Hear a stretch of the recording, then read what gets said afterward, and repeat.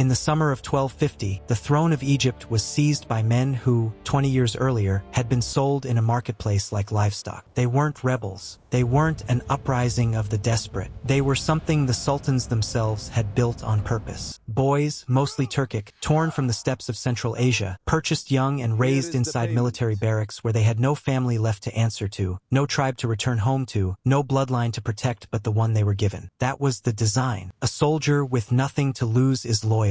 A soldier with nowhere else to belong is unbreakable. By 1229, one sultan alone, al-Salih Ayyub, had bought 1,000 of these boys. He called them the Salahiyya. He trained them for years: horsemanship, archery, the Quran, the sword, until they were among the deadliest cavalry in the medieval world. Eventually, they were even granted freedom. Changed nothing. Their loyalty had never been to their status. It was to the system that made them. Then, in November 1249, al-Salih died. His son Turan Shah arrived to claim the throne and made the first mistake of his short reign. He looked at the men who had built his father's empire and replaced them with his own outsiders. The Mamluks did not forgive that insult. A group of them cornered Turan Shah. One man delivered the killing blow. His name was Baibars, and this was only the beginning of what he would become. What followed was chaos, then consolidation. Al-Salih's widow held the throne briefly before marrying a Mamluk commander named Aybak. In 1250, Aybak was crowned sultan. For the first time in history, men who had been bought as children now legally owned the empire that once owned them.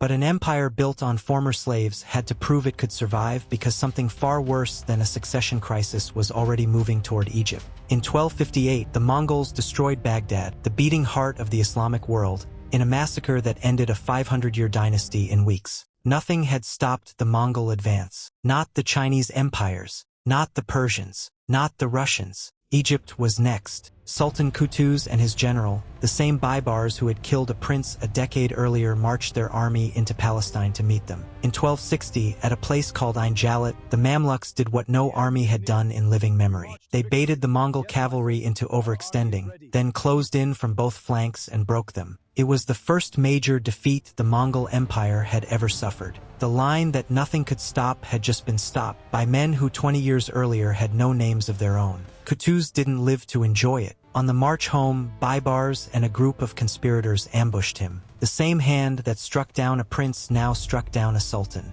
Baibars took the throne for himself. He would go on to rule for 17 years, crushing the last Crusader strongholds, fortifying Cairo, building an empire that had no royal bloodline at its foundation, only the barrack system that kept manufacturing rulers out of nobody's sons. That system outlasted him by centuries. The Mamluk Sultanate stood for 267 years, until 1517, when Ottoman cannons finally did what Mongol horsemen couldn't. The last Mamluk Sultan, Tumen Bey II, was captured and executed, and Egypt became part of the Ottoman Empire. But for over 2.5 centuries, the most powerful throne in the Islamic world belonged, by design, to men who started their lives in chains because the system never asked where you came from, only whether you could survive what it made you.